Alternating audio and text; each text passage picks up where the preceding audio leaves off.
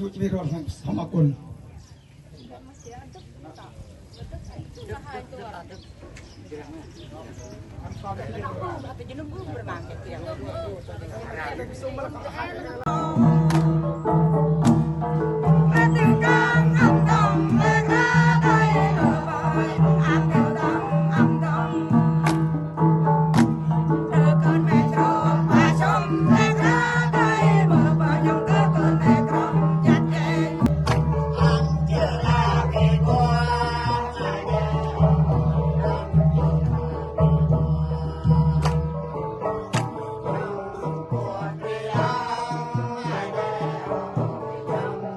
กระทรวงอภิวัต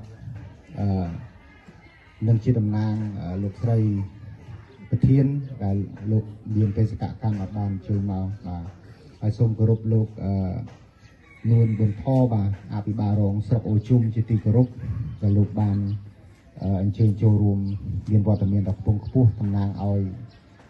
អភិបាលគណៈបាលស្រុកអូជុំសម្រាប់ឆ្នាំ2025-2026នេះក្នុងដំណើរការទទួលស្គាល់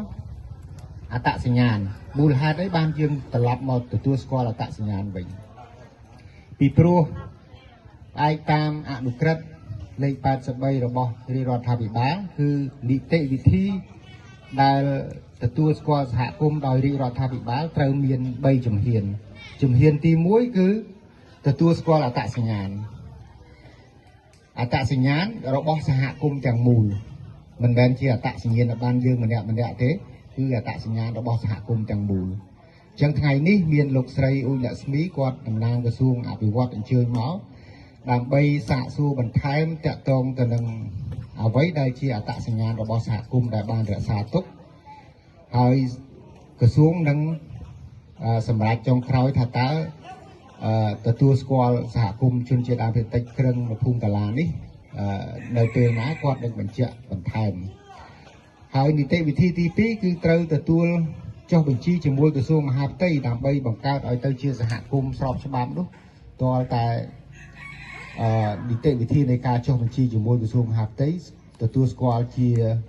យើងហៅថានីតិបុគ្គលគឺជាក្រុមអង្គការសហគមន៍ឬក៏ក្រុមអង្គការមហាជននៅក្នុងមូលដ្ឋានដែលធ្វើកិច្ចការងារសម្រាប់បម្រើផលប្រយោជន៍សហគមន៍នឹងឯងបាទប៉ុន្តែមានលក្ខន្តិកៈមានអីច្បាស់លាស់បាទហើយនីតិវិធីទី3គឺធ្វើនីតិវិធីក្នុងការចុះបញ្ជីដីជាសមរភាពដែលផ្អែកតាមអនុក្រឹត្យលេខ83ដែរជាមួយនឹងក្រសួងរៀបចំដែនដីនគររូបនីយកម្មប៉ុន្តែជំហានទី2ជំហានទី3 ICSO អត់បានគ្រប់គ្រងទេនៅក្នុងភូមិកាឡានេះប៉ុន្តែ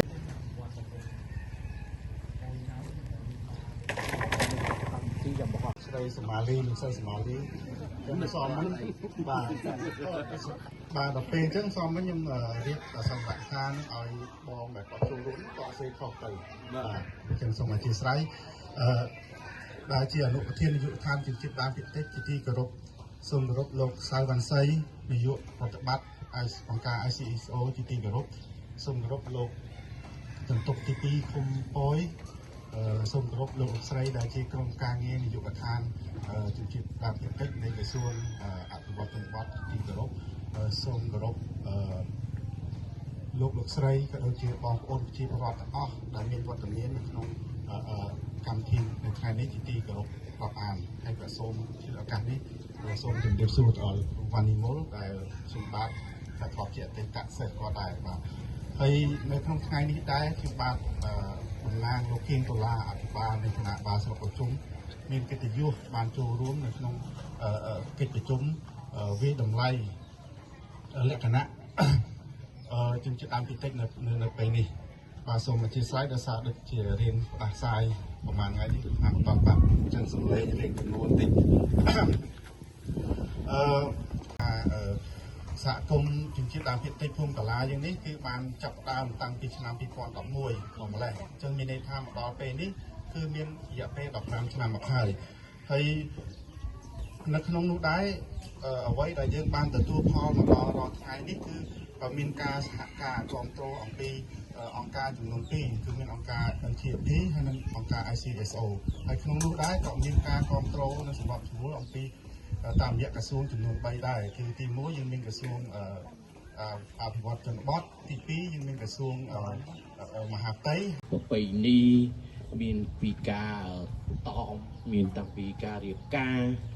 ពិធីធ្វើបុណ្យសពហើយនឹងគាត់បានសួរនាំអំពីទំហំដីនៅភូមិនេះមានតែ4នេះបងពូមានតែដី4ប្រភេទទេណាអត់មានដីម្រងទុកឯព្រោះខ្ញុំឃើញក្នុងនេះអត់មានដីបំរុងទុកអស់ហើយកូនចៅកើតច្រើនទេ